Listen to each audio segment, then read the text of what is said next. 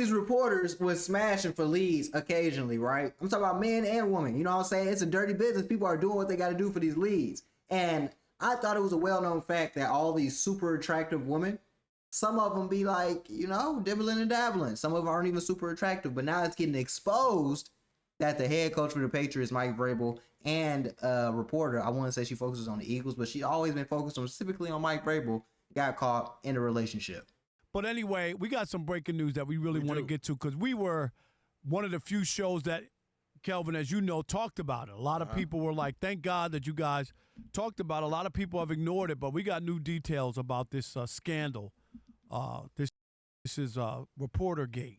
Yeah, the Dianna Russini, Mike Vrabel photographs. Crazy work. Have apparently become the biggest story in sports, even bigger than the Masters, Crazy bigger work. than the NFL draft coming up, bigger than the looming NBA playoffs. Crazy work. Bigger than the first few weeks. For whatever reason, this story has captured the imagination, not just of sports fans, but of entertainment fans. You know why, though? Fans. It's salacious. We all know why. Right. And the hint of sex, and you know what I mean? Yeah. They're both married. There's a lot there. So, Right, you got to think about it. They're both married. You got a head coach having relationships with a reporter, and the reporter is going to report on things, and she's been reporting on Mike Vrabel and people that he wants and all these different things.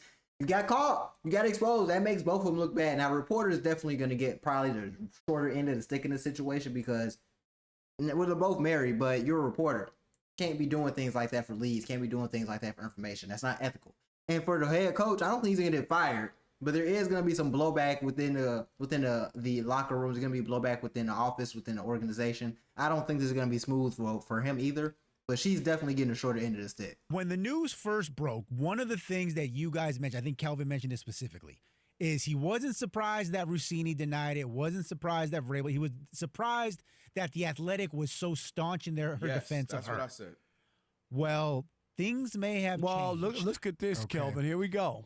Multiple outlets have reported this, but TMZ Sports put out a very specific reasoning about what's going on here. TMZ Sports has confirmed now that Dianna Russini will not, NOT, be reporting for The Athletic as they conduct a deeper probe into the Mike Vrabel situation. They have to. According to TMZ Sports, her coverage, not just her story about what happened between her and Vrabel. This is the important part right here. Coverage is now being reviewed, and that process is expected to take time. As a result, she will not be reporting for them in the interim. Bad. According to TMZ Sports, while the outlet publicly supported her, including her boss, Steven Ginsburg, additional information has come to light.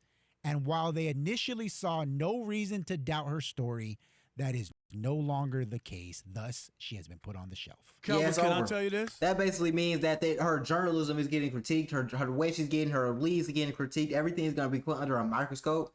And I hope for her sake that she was doing everything at least like 75% ethically. Because if she was really smashing for leads and she was really having relations with a married man while she was married, it's just a bad look for everybody involved. Yeah. Here we go. Real simple. She can't produce the other people and the names. There would be no story today. There would be no reason to probe anything.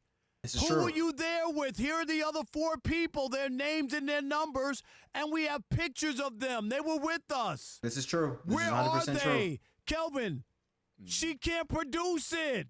It's true. That's the issue. It's true. Am I right? No, that's what we said. I said by now someone would have easily. Where are the other pictures? Hey, man, y'all took a different angle. Look, we're right here having fun. His wife's over there. Her man's over there. They're on the other side. Because listen, Rob G, you're married. You were once married, Rob. You go to functions and you separate, right? You're over there talking to different people, and she's over there talking. You're mingling. That's what you do. So there would be photos of everybody there mingling that you would be like, it would be like pictures like when we were in San Francisco. I might be in pictures with Aaron and you don't see Ben. I'm just saying. That's a great example, I think. But yes. It's a very specific example. I kind of went broad. I'm just saying. I went broad, you went specific, but nevertheless. So that's the first thing. But Rob G, you mentioned my point I was saying, Rob Parker yesterday, that I just was fine. Dude, people deny things. We've all been there. Oh, I didn't do that.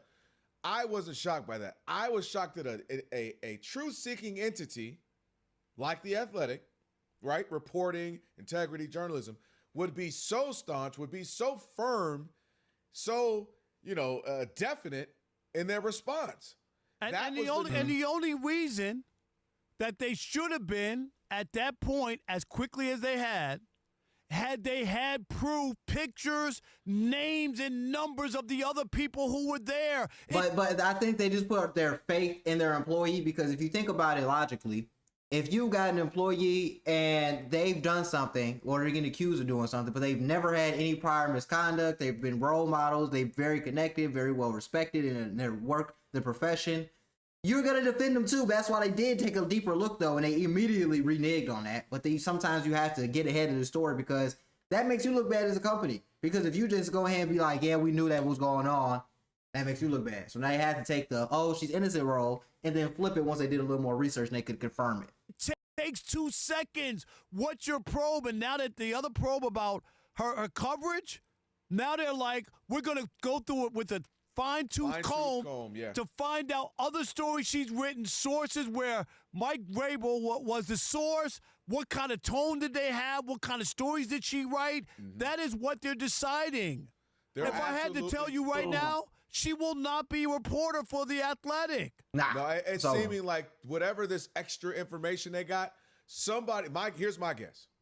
Someone already did their own investigation, whether it be an outside source, whether it be someone within the building, and they found a bunch of things that were all, like, let's say you heard the story and you came out and said, man, I've already been tracking this. Here's some questionable things. Like Rob G brought up, who are we talking to? Was that you, Rob? Somebody brought up how Tennessee, they always had a joke about, like. That was me. They had on the local radio show down there that whenever she had a story, they would say courtesy of Mike Vrabel. That was the joke. Yeah. So I'm wondering, again, if there had already been an allocation of things that were collected that they can say, hey, I know you're going to do a formal investigation, but here's some easy stuff we've already collected for you. Right. And then they said, all right, this don't look good. Now we'll do a full-on probe, right, full-on investigation. But that was my point yesterday, was just, I was like, wow, The Athletic, because all they had to say was, hey, she's been one of the great writers for us. We respect her work, but we're going to do our due diligence and check into this and investigate. But they were like, she ain't did nothing. What you mean?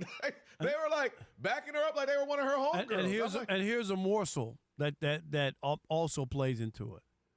She don't have no long-term contract. Her contract is up in August, so they have an easy out. Easy out. If there's any kind of doubt or integrity issue. And my biggest thing is, this is real simple. If I'm her boss, Ginsburg, right? Mm-hmm. Give me the names of the other 4 people you were with and show me pictures of the other people when all of y'all were hanging out. That's 100% true, and that's the easiest way to go about it, but she can't produce it. In the picture, they're literally interlocked hands, holding hands. Like, they're interlocked hands holding. They're laying by the pool next to each other. She's got on a bikini, he's got on swim trunks. Both of these are married people. You can't do that with someone when they're married and you say it's a work retreat or other people are there. Like they said, where are the other people? B, why y'all always by yourself in these pictures? C, why y'all holding hands? This is a head coach of an NFL team, and this is a reporter. It'd be 100% different if this is anybody else, any 2 different professions. But you got a reporter and you got an NFL head coach. Those don't intersect. That's bad. And I think Vrabel, that might be a fireable offense for Vrabel if they can prove that he was feeding her information. He might get blacklisted from ever coaching in the NFL again. Truthfully, it might get ugly. Then at least I can believe her story. Now, whether or not her and Mike got something going on, you know what I mean? That's here nor there. But at least I would know her initial story back to us was true. Yeah, you never know, but I think she's cooked. I think he's cooked. She's definitely more cooked than him, but he can be cooked as well.